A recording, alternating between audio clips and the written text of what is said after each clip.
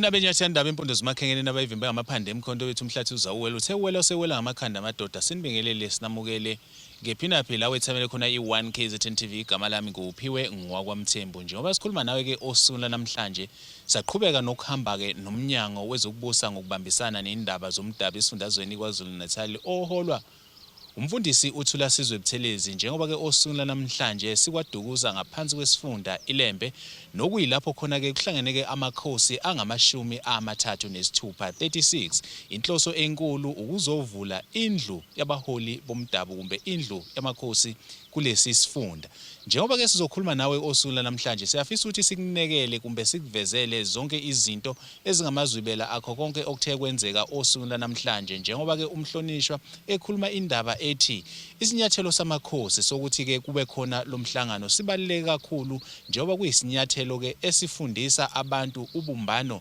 nokuthandana nokuhloniphana njengoba ke sazi ukuthi kudlange nesihlava sokubulawa kwabesifazane nezingane sizomdedela ke ushenge ephefumule uma ngabe sithi abakhulu into enkulu ehlupha abantu bamakhosi amathuba emisebenzi ngakho ke uma ngilalela umeya we-district echaza indlela abasebenzisana kahle ngayo namakhosi nanokuthi kunokuxhumana okukhona uma ngilalela umhlonishwa ungqongqoshe wezokuthutha ebala amathuba akhona nazovezwa emphakathini yamakhosi ngokunjalo udistrict champion uMEC uRogers uma ebala ukuthi iziphi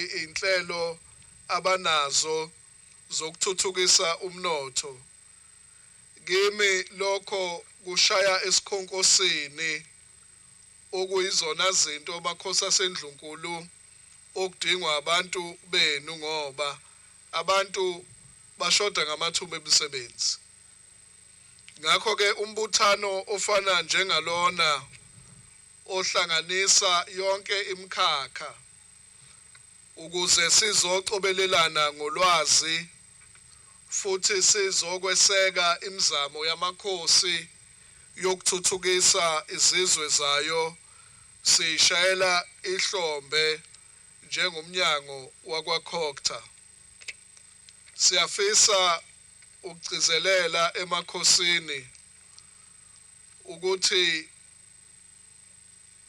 umsebenzi owenziwa ngamakhosi ebambisene neinduna umsebenzi owumgogodla wokulethwa kwentuthuko emakhaya indawo eziningi lapha eLembeni Mthombeni zinogesi ngenxa yamakhosi ayehamba phambili elwela ugesi indawo eziningi lapha eLembeni zikhuluma ngeproject yamanzi ngoba amakhosi ahamba phambili elwela ukuthi indawo zamakhosi awangene amanzi ngakho ke umsebenzi owenziwa isakhiwo se-local house yalapha eLembeni thina njengomnyango wakwaCocta sishayela ihlombe elikhulu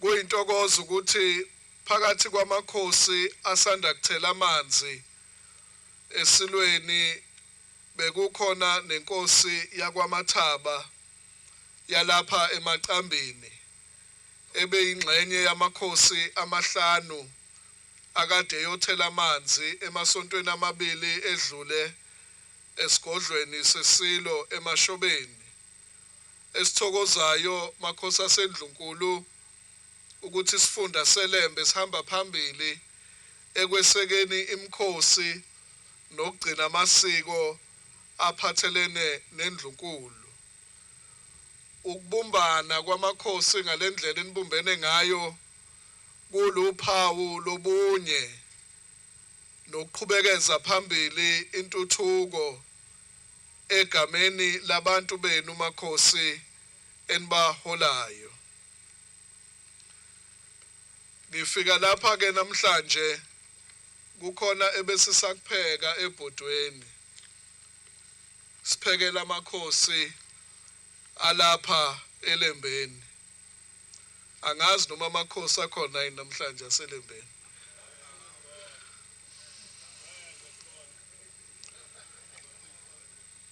Ngoba siqale uhlelo umphakathi ohloniphekile wokuthi amakhosi ahambe phambili ngokufundisa abantu ukuzakha nokuzenzela. Wayethi ke umntwana okwaphinda angene ngeke uhulumeni akwazi ukuqasha wonke umuntu.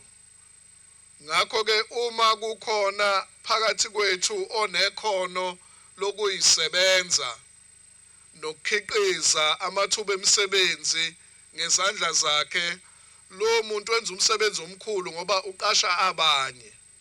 Angithi kunjalo.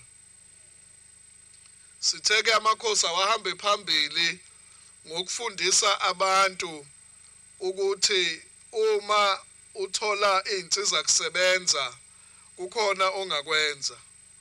Siqaleke endaweni yaseMkhanyakude le eMkhuze ngenyanga kaDisemba ngonyaka odlule, lapho inkosi nenkosi amakhosi awu-18 eMkhanyakude yathola itende elingangaleli itende, uhafu waleli itende, nezitulo eziwu-100 ne-cold room, ukuze inkosi iqashise ngakho, ifundisa abantu ukuthi uyakwazi ukusebenzisa izandla zakho ukuyiphilisa. Asiwashayile izandla amakhosi. Kanjalo ke lolu hlelo seluza lapha eLembeni njoba sikunyanga kaJune, uzongiphoqa ukuthi siphinde sibuye inyanga ingakapheli sizodlulisela lolu sizo nalolu hlelo emakhosini awu-36 alapha eLembeni. Kodwa lolu hlelo sifisa ukuthi luholwe kakhulu oNdlunkulu, ngoba oNdlunkulu baneso ekubhekeleni ukuthi umphakathi uyasizakala. Kulonyaka ke sithe ukuhluka kancane ngoba njoba amakhosi ewu-35 ewu-36 eLembeni, inkosi nenkosi izoza ne-co-op eyodwa eqhamuka esizweni senkosi, abantu abasha noma omama abaphekayo. Sithenge ogalaza bamabhodwe nezinto lokhu zokuphakela okuthiwa ukwe-catering, ukuze ngokuzayo uma kufika abahlonishwa kube yini eniphekayo. Abekho yini abantu abakwazi ukupheka lapha eLembeni? Abekho omama abaphekayo? Ngakho-ke inkosi nenkosi izoza ne-co-op eyodwa okuyothi sidlulisela lolu hlelo emakhosini, bese i-co-op ne-co-op eyodwa sidlulisela amabhodwe nezitsha nakho konke okubhekelana nomcimbi, ukuze uma kunemishado kube yini eniphekayo. Mbukeli ke asigijime kakhulu siye kuyona ke inkosi uBhengu, okuyena ke esikwazile ukuthi sikhulume naye osuku namhlanje, naye uma ngabe sithi ke abakhulume sizwe elakhe ilaka ephefumula osuku namhlanje kubantu abebeziyinkumbi abebethameleke lo mcimbi, naye simthola uma ngabe sithi ke abakhulume. Namhlanje besivula indlu yobukhosi beLembe nabathwa, okumcimbi ohlongozwe amakhosi aseNdlunkulu. Inhloso yalomcimbi bekukuzoveza sivezela umphakathi nesizwe sonke ukuthi amakhosi asekhona ekuthenini aluleke, alide imphakathi, abambe iqhaza ekuletheni intuthuko emphakathini. Ngike ngayisho ey'nkulumeni zami namhlanje ukuthi isifunda sethu iLembe sike sabalwa njengesifunda esinobubha. Ngakho-ke siphakamisa isandla njengamakhosi ukuthi akusizi ukuhlala sithule abantu bakithi bebhuqabhuqwa indlala. Okungcono ake silide sizame ukusebenzisana nazo zonke inhlaka ezingasilekelela kungaba omasipala, kungabe ama-business sector abazimele, nangangubani ofisa nje ukuthi isifunda sakithi sikwazi ukuthi sithole ukuthuthuka. Mbukeli-ke asiphinde sibuyele kuyena-ke ungqongqoshe uButhelezi nokuyilapho khona sibe nenkulumo ekhethekile naye ekade veza khona ukuthi lo mhlangano usho kakhulu ukuthi-ke umphakathi kufanele ugqugquzeleke njengoba ugqugquzelwa amakhosi ngaphansi komkhankaso othi sifundisa ukuzakha nokuzenzela okumkhankaso oqhutshwa-ke iwona lo mnyango njengoba-ke uthi abantu abakwazi ukuthi bekhiqize ukudla bezenzele imisebenzi ngezandla ukuze bekwazi ukuthi-ke bephile bengalokhu bekhangezile ngaso sonke isikhathi kanti futhi-ke uphinde ube yingxenye yokwakha umphakathi njengoba sike sasho sathi udlange isihlava sokubulawa kwabesifazane nezingane. Uthini uShenge uma ngabe sithi abakhulu?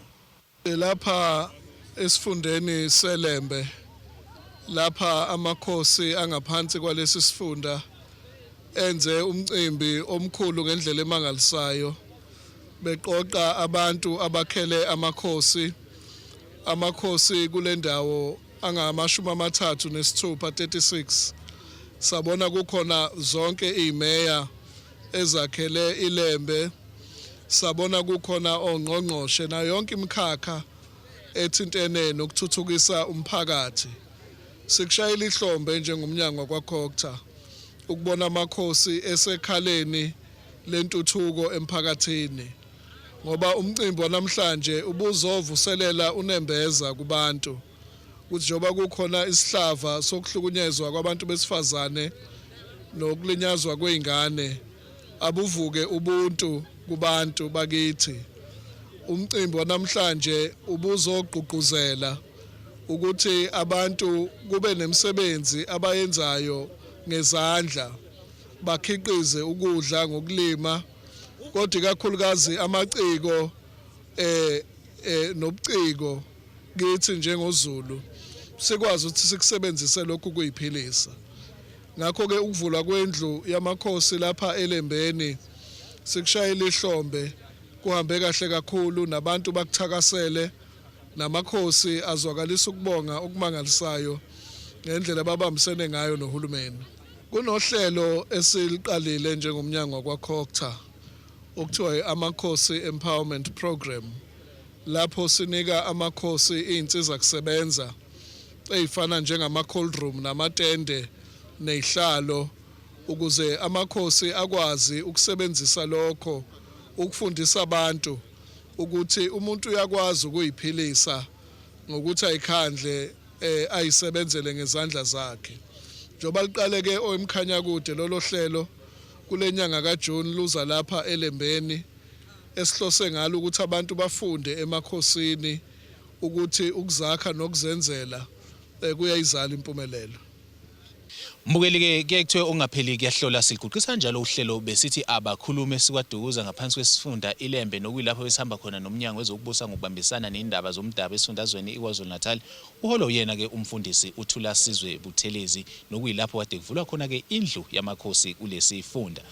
Igama lami nguphiwe ngokwaMthembu uncedi inyoni encane yasha amaphiko yandezi. Ngivumeleni ngiguqe siguqeni sonke siyothi sukuma kube kusolizayo inkosi inibusise.